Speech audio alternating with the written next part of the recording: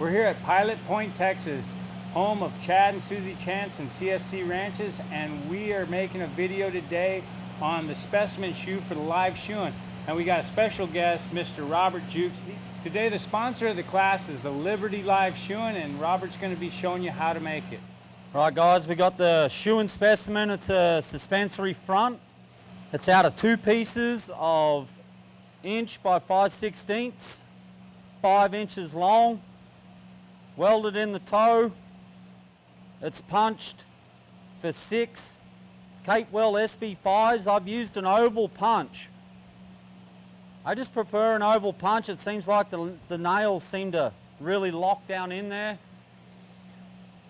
which is good. A good fit's a tight fit when it comes to nails, so that's why I've gone with an oval punch. I've got the branches drawn up quite a bit, self-cleaning, slightly concaved on the inside, safed off on the outside. It's a pretty good little test. Working short pieces of steel. And that's your suspensory shoe. The shoeing specimen is made out of 2 pieces, 5 inches long, 5/16 by 1. I'm going to weld it in the toe. I think welding it in the toe helps with the wear of the shoe and stuff like that. You take the time to make a shoe like this to put on a horse's foot, you'd like to be able to reset it. I'm just going to mark center. Just a reference point is all it is, just so when I go to crack it in half and form a hockey stick, I'm not guessing.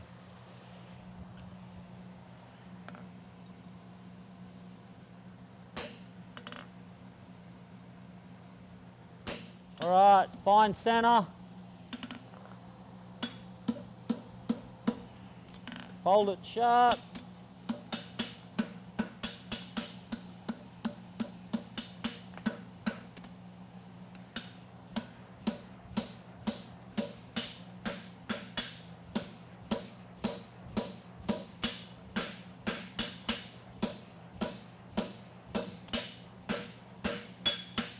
Kind of let it fall away.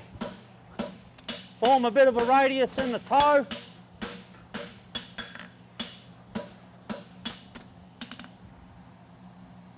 Over here, set it down, knock that corner off a little bit.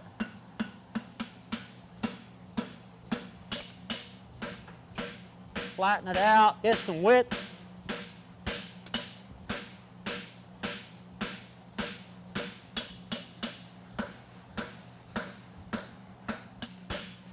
I'm going to scarf it. It's set up for a weld.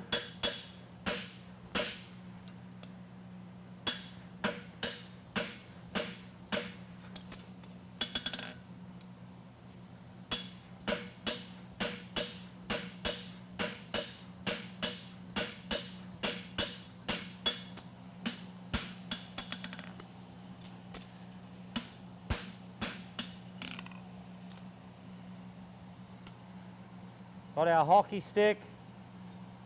I think it's got to be 1 1/4 inches. We're just a little shy, but we've got to weld our toe. We're going to gain a lot of width there too, so I think we're in a good spot. Next heat's going to be running the branch out. I'm going to find my center dot. I'm going to stick it in the step. I'm just going to slam it shut. Come to the face. I'm going to finish my hockey stick like this.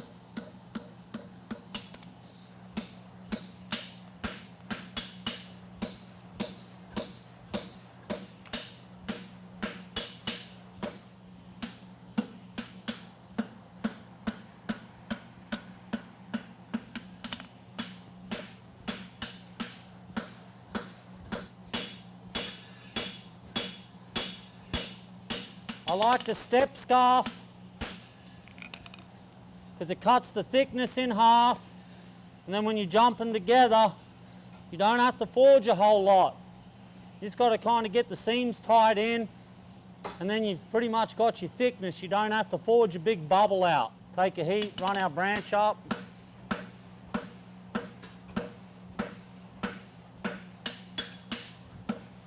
both sides.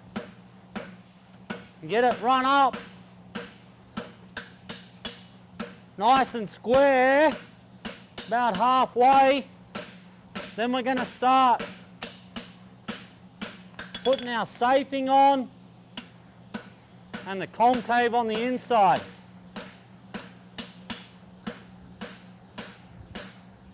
There's an easy side and a hard side. The hard side's always hitting across your body, so I like to try and take care of that first. And then we got the easy side. Then I can come in here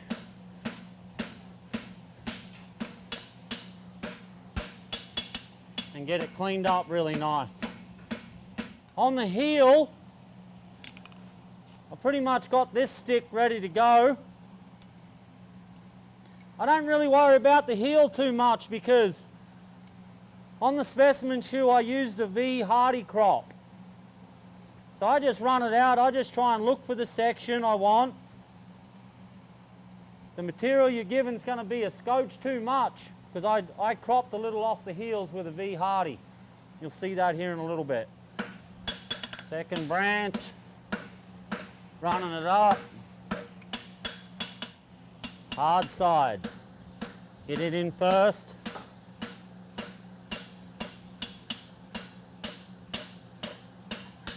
Then you can come over and get right at that easy side. You know, it's an individual shoe, but you know, it's kind of a pairs class right now because we've got two pieces, we've got to weld them in the toe, so we need to make sure we've got a pair. So we're going to stick them on each other right now. See how we are. We're pretty close. I'm pretty happy with that. The branches got drawn out. If I stick it up to the inside of the toe right here, I've drawn my branch out to about 4 1/4. Most important part is though we've got a pair. So I know your inside and your outside are going to be the same. Same colour. Oh, it feels sticky. It's a good sign.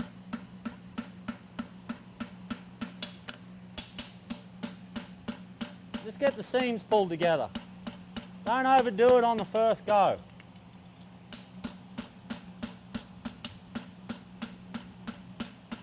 That's all we need to do right there. A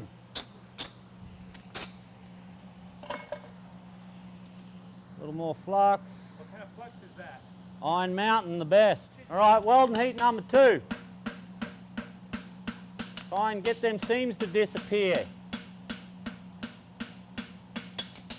You get that, we use the corner of the anvil here. Just hit these top seams.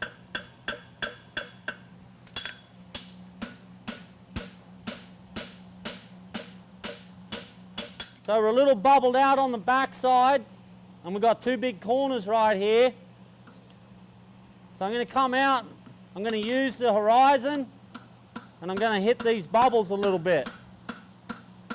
The anvil's going to work this bubble back in, my hammer's going to work these bubbles in a little bit. Let's go over the weld again.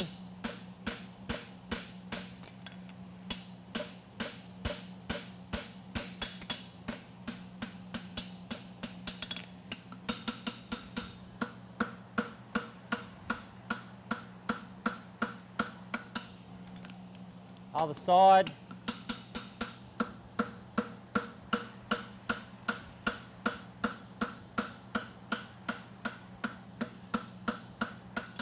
And even get your hammer up in here while the shoe's open.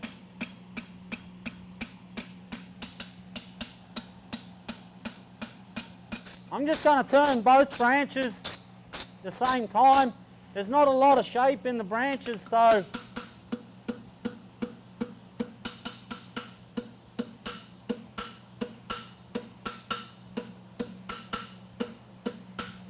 it's really hard to get that bend up in the toe.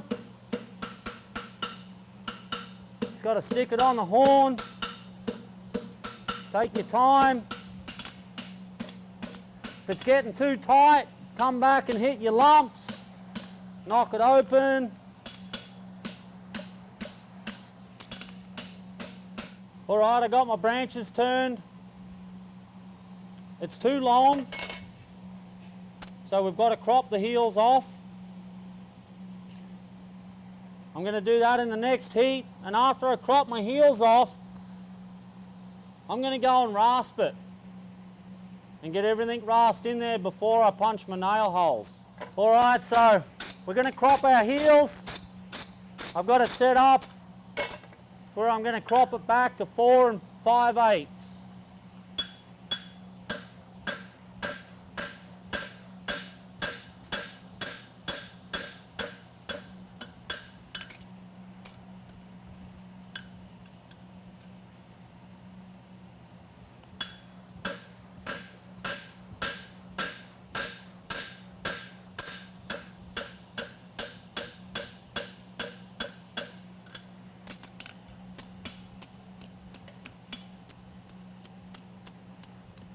I'm still a little longer than 4 5/8, but I've got to rasp and tidy the heels up. So I'm going to go over to the vise now.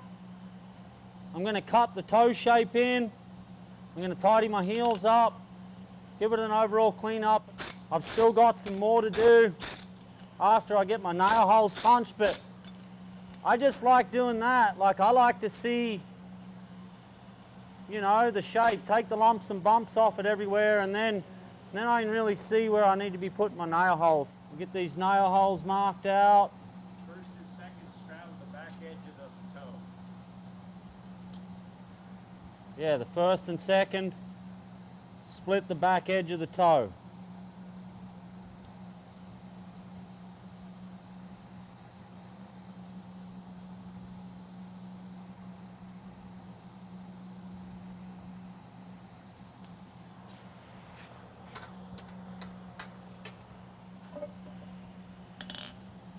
Oval punch.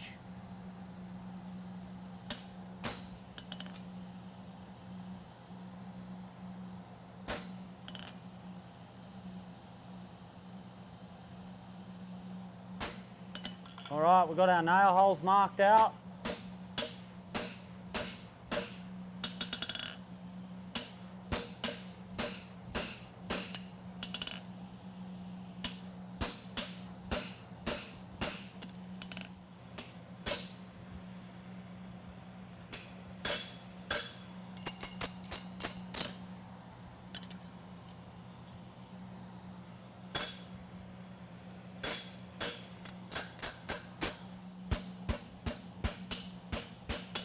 Got that side done. I'm going to go over, I'm going to knock all the frog eyes off that right now.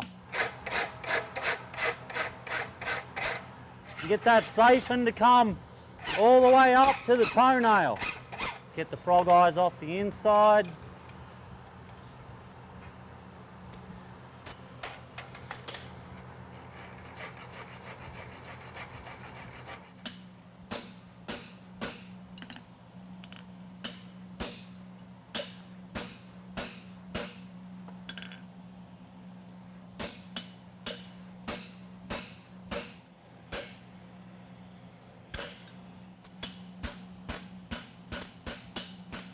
Finish this last branch off with the file.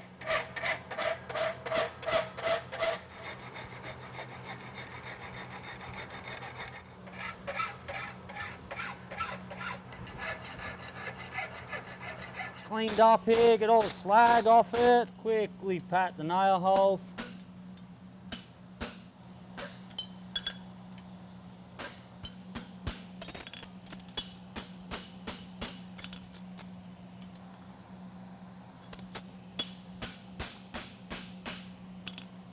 There we have our suspensory front.